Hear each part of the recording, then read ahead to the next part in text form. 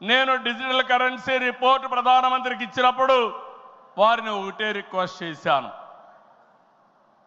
మీరు ఈరోజు 500, 1000 రూపాయలు రద్దు చేస్తున్నారు, ఇంకా 2000 రూపాయలు కొత్తగా తీసుకొచ్చారు.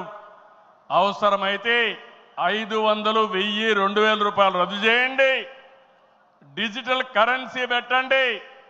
ఎవరైనా అక్రమార్కులు ఉంటే ఈజీగా పట్టుకోగలుగుతాం. ఇవన్నీ రద్దు చేయమని కోరాను.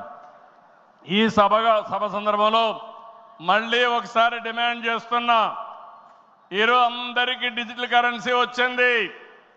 పార్టీకి డొనేషన్ ఇవ్వాలన్నా ఒకప్పుడంతా లిస్ట్ అంతా ఇచ్చి చదివేవాళ్ళం. ఇప్పుడు నేరుగా మీ ఫోన్ ద్వారా పార్టీ అకౌంట్లోకి డబ్బులు చెల్లించే పరిస్థితికి వచ్చారంటే ఈ 500, 1000, 2000 రూపాయల అవసరం లేదు. రాజకీయాల్లో డబ్బులు పంచే అవసరం ఉండకూడదు. ప్రజా సేవే పరమావిధిగా చేసుకుని మనం పనిచేస్తే ప్రజలు మనకు ఓట్లేస్తారని చెప్పి కూడా నేను మీకు తెలియజేస్తున్నా.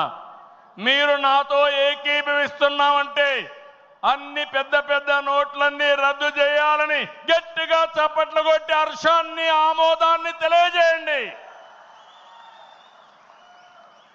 అప్పుడే ఈ దేశంలో పూర్తిగా అవినీతి పోతుంది.